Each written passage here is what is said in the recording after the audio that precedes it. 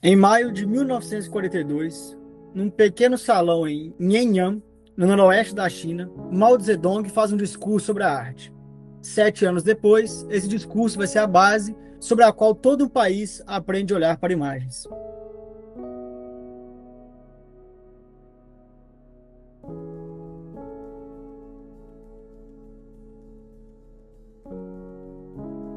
A arte nunca foi inocente. Ao longo da história, foi usada para glorificar impérios, legitimar reis e mobilizar povos inteiros. Na China do século XXI, essa tradição não desapareceu. Foi modernizada. O Partido Comunista não governa apenas o território e a economia. Governa também a imagem que o país projeta de si mesmo. E essa imagem foi desenhada com uma precisão e uma escala sem paralelo na história contemporânea. Na China, depois de 1949, a arte e a política nunca chegaram a ter territórios separados. A arte nasce, vive e por vezes morre dentro do mesmo edifício que o partido. A pergunta desse trabalho é: como é que a arte e o poder se relacionam na China desde a fundação da República Popular? Vamos atravessar 3 momentos: o período maoísta, de 1949 a 1976, as reformas de Deng Xiaoping, de 78 a 90, e a fase contemporânea. Voltemos a Yan'an, 1942. Mao está num salão a falar para escritores e artistas que se juntaram ao partido. Quando o discurso termina, ficaram estabelecidas duas teses que vão a definir tudo o que se segue. A primeira, a arte deve refletir a vida da classe trabalhadora. E a segunda é que a arte deve servir à política. 7 anos depois, Mao está em cima da praça Tiananmen a proclamar a República Popular. E as duas teses tornam-se a lei do campo artístico. Esses cartazes que estão a ver foram produzidos em editoras estatais e distribuídos aos milhões. Apareciam em fábricas, escolas, espaços públicos e dentro das casas, onde, por vezes, ocupava o lugar antes reservado ao altar familiar. A arte, ela deixa de ser uma forma de representar a realidade. Ela torna-se um instrumento dócil ao serviço do regime. E durante a Revolução Cultural, entre 1966 e 1976, o sistema atinge o seu auge. Mal aparece como o sol. Multidões erguem o pequeno livro vermelho. Em setembro de 1976, Mao morre. Em outubro de 1979, Deng Xiaoping faz o seu primeiro discurso para os escritores e artistas. Após 1989, o Partido Comunista Chinês confrontou-se com uma tensão difícil de gerir. Abrir a economia ao investimento estrangeiro exigia credibilidade internacional. Mas a repressão de Tiananmen tinha comprometido essa credibilidade. A arte oficial tornou-se um dos instrumentos para construir uma nova narrativa. Deng Xiaoping foi a figura central desta transição. A sua viagem ao Sul em 1992 relançou as reformas económicas e enviou um sinal claro. A abertura ao exterior não era uma ameaça à autoridade do partido, mas uma condição para a sua continuidade. A arte oficial refletiu esta orientação. O progresso material passou a ser representado como conquista coletiva e como prova da legitimidade do modelo chinês. Sendo assim, esta abertura económica coexistiu com o reforço do controle ideológico. A campanha de educação patriótica, lançada em 1991, introduziu uma nova ênfase na identidade nacional como fundamento da coesão social. Nos cartazes e murais do período, a Grande Muralha, os marcos históricos da resistência chinesa e a figura da nação unida substituíram progressivamente a retórica de classe do maoísmo. A relação com o exterior também moldou a linguagem visual do período. À medida que a China se integrava nas cadeias de comércio global e procurava atrair investimento, a propaganda de Estado adotou uma estética mais moderna e internacionalmente legível, menos confrontacional, mais focada em imagens de estabilidade, eficiência e ambição. A arte continuava a servir o partido, mas tinha agora um segundo público implícito: o resto do mundo.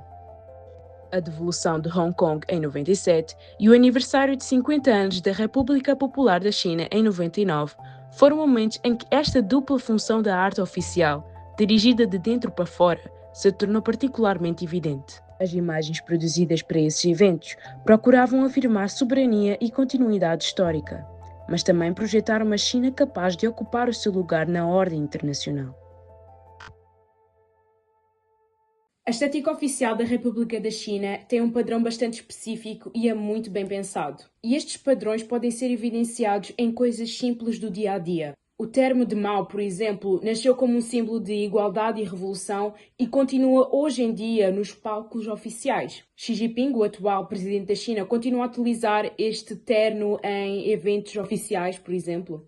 Os chineses também seguem uma paleta de cores específica, que é composta pelo vermelho, azul marinho e cinzento. Estas cores são muito utilizadas nos cartazes do partido desde 1949 até aos dias de hoje e também são utilizados nas vestimentas formais. Esta estética oficial é tão minuciosa e estratégica que, por exemplo, em 2019, Xi Jinping utilizou o seu cabelo mais grisalho. A norma era pintar o cabelo de preto porque transmitia algum vigor físico e mental, mas também uma conformidade e unidade dentro do partido. Era o que simbolizava. Mas ao Xi Jinping assumir esta imagem com cabelos grisalhos, transmitiu uma mensagem política de que ele tinha uma autoridade e poder suficiente para o fazer. Ele mostrou que era um líder tão seguro e confiante no seu poder que ele podia quebrar estas normas da estética oficial, trazendo então um simbolismo de sabedoria e transformando a idade numa virtude. Estes pequenos símbolos e significados são transmitidos no dia a dia na China, mas também foram transmitidos ao longo de décadas para o resto do mundo. Um dos grandes exemplos foram os Jogos Olímpicos de 2008. No decorrer da cerimónia conseguimos identificar 3 mensagens visuais concretas: harmonia e paz, unidade coletiva e poder tecnológico. Os tamborileiros também, a tocar em sincronia, passavam uma mensagem de harmonia estatal, o que comunicava ao mundo uma mensagem de que a China chegou para o sistema internacional e para o plano internacional e chegou para ficar. A China conseguiu produzir uma máquina sofisticada de comunicação política. Ao dominar a estética e exigir uma estética oficial padronizada, ela consegue controlar a narrativa e consegue projetar uma imagem de si própria para o mundo. Bom, relacionada com o que minha colega já desenvolveu anteriormente, apesar do forte controle estatal sobre a arte na China, muitos artistas ao longo dos anos conseguiram desenvolver formas de resistência estética, utilizando a arte como um meio de crítica social, política e até mesmo econômica. Nesse sentido, nós temos um dos artistas que é um dos maiores críticos do governo chinês, que é o Ai Weiwei. E a sua trajetória, ela foi marcada pela sua vigilância, perseguição política e até mesmo prisão. Inclusive, esse artista, ele deu uma entrevista ao The Guardian e ele disse que ficou detido por 81 dias e até mesmo sob vigilância do governo chinês, principalmente porque ele utiliza os próprios símbolos do governo chinês como uma forma de crítica. A primeira arte da qual eu vou falar, ela é intitulada de harmonia, e não foi um termo que foi escolhido ao acaso. Harmonia é um conceito muito utilizado pelo governo chinês, e nessa obra ele vai retratar vários caranguejos que são empilhados um atrás do outro de forma caótica. E isso, na verdade, vai ser uma contradição com a ordem que o governo chinês prega que existe. E ele faz essa crítica de forma a dizer que, na realidade, essa harmonia e essa ordem, ela vai esconder o que seria a censura e a repressão pela qual a sociedade chinesa passa. Nós também temos uma das obras mais famosas desse artista, que seria a semente de girassol. E são várias sementes de girassol também empilhadas e que, em um contexto mais geral, parece que todas essas sementes elas são iguais, ou seja, elas vão representar o que seria a coletividade.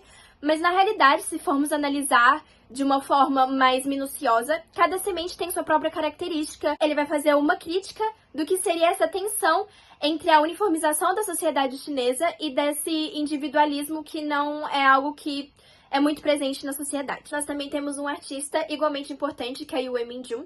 A forma dele criticar o governo chinês já é um pouco mais sutil em relação ao outro artista.